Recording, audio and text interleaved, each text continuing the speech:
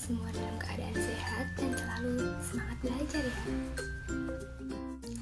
Perkenalkan, nama Ibu adalah Ibu Erika. Sebelum kita memulai pembelajaran pada pagi hari ini, alangkah baiknya kita berdoa dulu yuk. Berdoa menurut agama dan kepercayaan masing-masing. Berdoa dimulai. Berdoa selesai. Pada pagi hari ini kita akan mempelajari tema 3, subtema 1, pembelajaran ke-1. Yuk kita simak. Nah, sekarang perhatikan gambar di hadapan kalian. Gambar apakah itu? Ya, benar sekali. Itu adalah gambar sayur-sayuran dan buah-buahan. Apakah kamu selalu makan makanan seperti pada gambar ini? Wah, kalau iya, bagus sekali. Teruskan kebiasaanmu untuk memakan buah-buahan dan sayur-sayuran. Jika belum terbiasa makan buah dan sayur, maka ayo kita belajar makan buah dan sayur karena bagus untuk kesehatan kita. Makanan sehat dan bergizi dapat menjaga kesehatan organ pencernaan.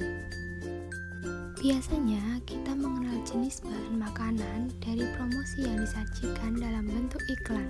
Apa sih iklan itu? Perhatikan, kita akan membahas tentang iklan. Iklan merupakan suatu pesan tentang keunggulan suatu produk atau jasa yang ditujukan kepada masyarakat. Jadi, dalam iklan itu berfungsi untuk membujuk masyarakat agar tertarik pada barang dan jasa yang ditawarkan. Iklan biasanya dipasang di tempat umum dengan menggunakan kalimat yang singkat, padat, jelas, dan menarik. Iklan juga menggunakan gambar yang sesuai dengan isi iklan. Jika iklan tersebut tentang makanan sehat, maka kalimatnya tentang makanan sehat dan juga isi iklannya juga tentang makanan-makanan yang sehat. Jadi saling berhubungan ya antara tulisan pada iklan atau kalimat pada iklan dengan gambar pada iklannya. Media penyampaian pada iklan dibagi menjadi 2 jenis, yaitu media cetak dan media elektronik. Contoh dari media cetak adalah surat kabar, majalah, sedangkan media elektronik yaitu radio dan televisi. Iklan disajikan secara menarik dengan kata kunci dan gambar sesuai dengan tujuan iklan. Apa sih kata kunci itu? Kata kunci dalam sebuah iklan adalah kata-kata inti pada iklan. Perhatikan contoh iklan berikut.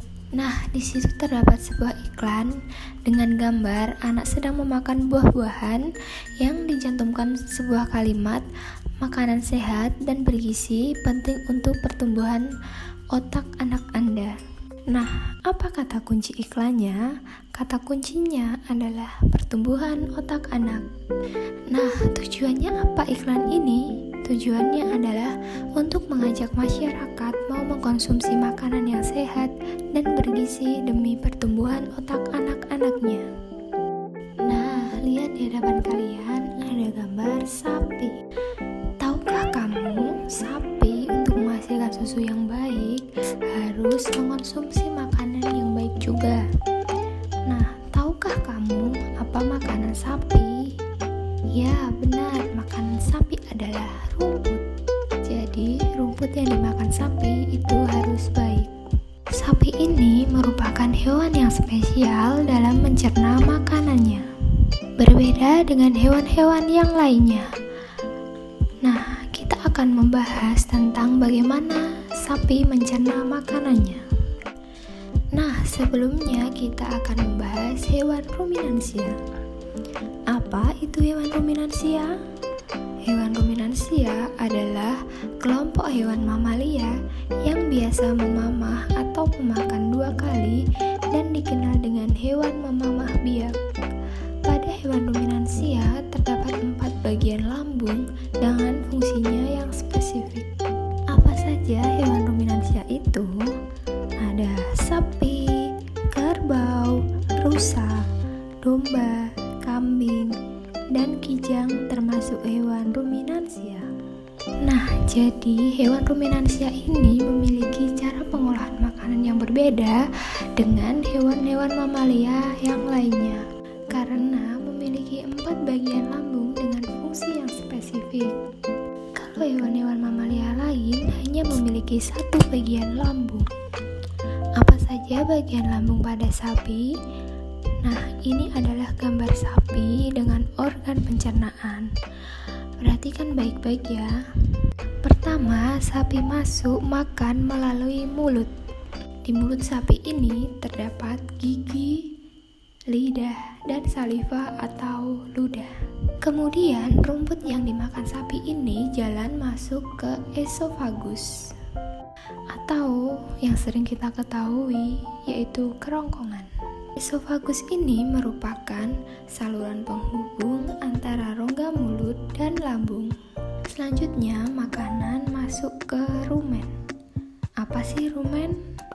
Rumen adalah tempat terjadinya pencernaan dengan bantuan mikroba atau bakteri. Di sini, makanan dicerna hingga menjadi bubur.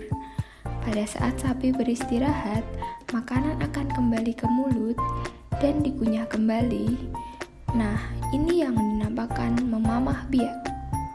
Nah, selanjutnya masuk ke retikulum.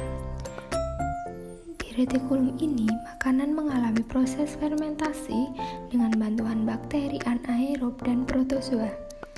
Di sini juga terdapat penyaringan benda-benda asing yang masuk bersama makanan agar tidak masuk ke omasum. Yang mana omasum? Ini adalah omasum. Di omasum, makanan dicerna dengan bantuan enzim-enzim pencernaan. Nah, selanjutnya adalah abomasum. Abomasum inilah yang disebut dengan perut sebenarnya pada sapi. Jadi, di abomasum ini makanan baru dicerna dengan enzim-enzim pencernaan. Jadi, 4 bagian lambung pada hewan ruminansia yaitu yang pertama ada rumen. Makanan masuk dari mulut, kemudian masuk ke rumen. Nah, dari rumen ini kemudian balik lagi ke mulut, kemudian masuk ke retikulum, lalu masuk ke omasum dan abomasum. Jadi, ini adalah 4 bagian lambung, rumen, retikulum, omasum, dan abomasum. Ini yang membedakan hewan ruminansia dengan hewan mamalia lainnya. Nah, setelah ke abomasum, makanan masuk ke usus. Nah, usus sapi itu panjangnya bisa mencapai 40 meter pada sapi dewasa ya.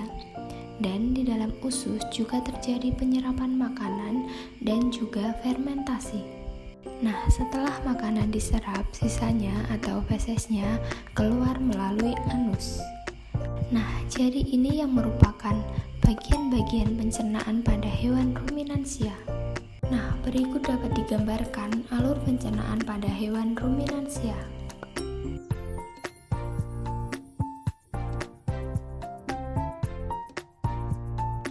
Terima kasih telah menonton video ini, semoga bermanfaat bagi yang menonton. Jangan lupa like, comment, and subscribe video ini. Terima kasih.